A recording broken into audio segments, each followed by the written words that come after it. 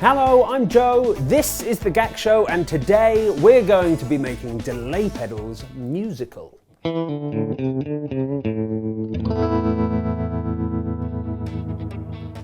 So first up, the Line 6 DL4. It's an absolute staple standard that Line 6 have been making for donkey's years. You've probably owned one, and it does loads of stuff, tape echo, analog echo, and loads of digital stuff as well. It has a looper, but the coolest thing about it is it has a reverse function. Now some of the analog stuff that it has built in is pretty cool.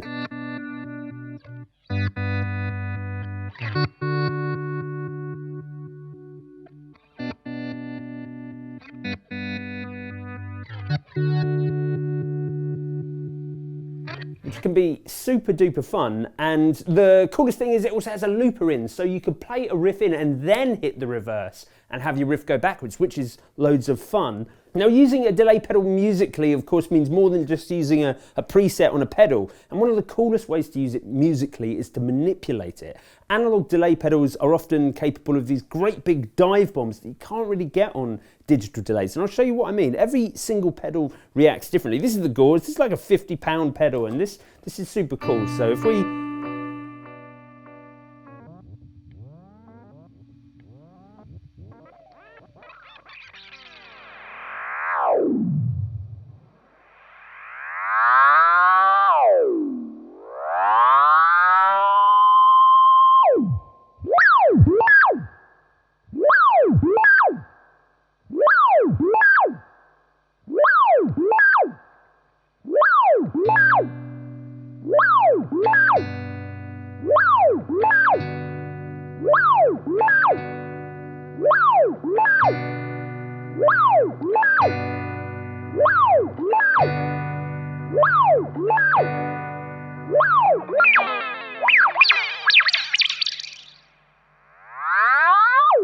So you see what I mean? You can create that dive bomb sound. Now this Gauze reacts very, very differently from the carbon copy, which is of course the absolute industry standard of making weird noises. So we can do anything with a carbon copy.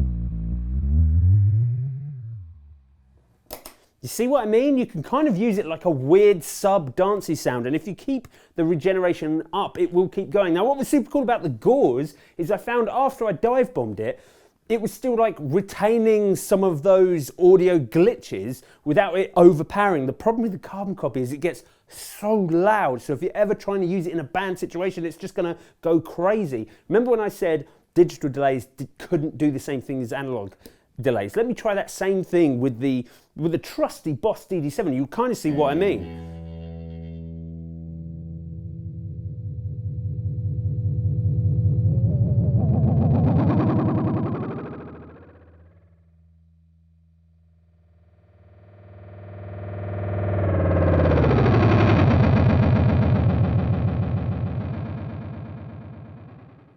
Do you get what I mean? It kind of, it will make that noise and you can manipulate. It's quite fun to pull that note around, but you can't make it do the big sort of...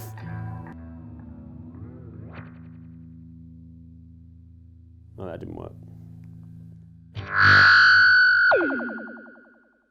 You can't make it do that fun, cool, like weird sound. Oh, and it keeps coming back.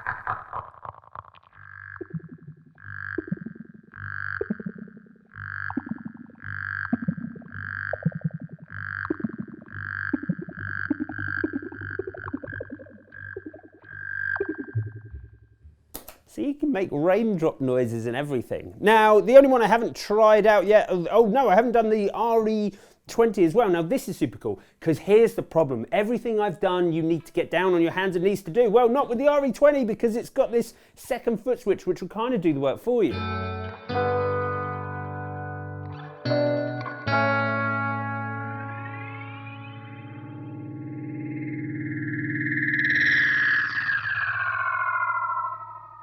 In a very convenient foot on, foot off sort of style. So, you know, when everything gets a bit too much, rather than sort of fumbling around with knobs like I was on the carbon copy, being like, oh God, what do I turn down to get it to stop making loads of noise? You just take your foot off the pedal and it stops. So an incredible unit there. The Canyon. Now this might be the smallest slice of cool I've ever seen, mainly because you've got this, this like octaving delays that it does.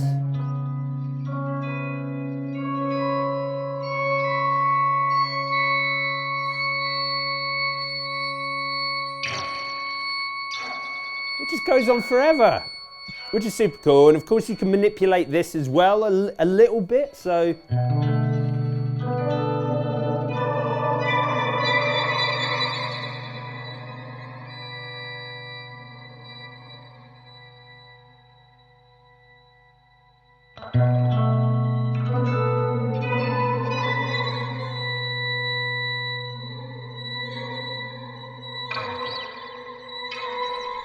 Now I can't really grab hold of the note and dive bomb it, but there's definitely cool room to work in a riff that has like octaving notes to it.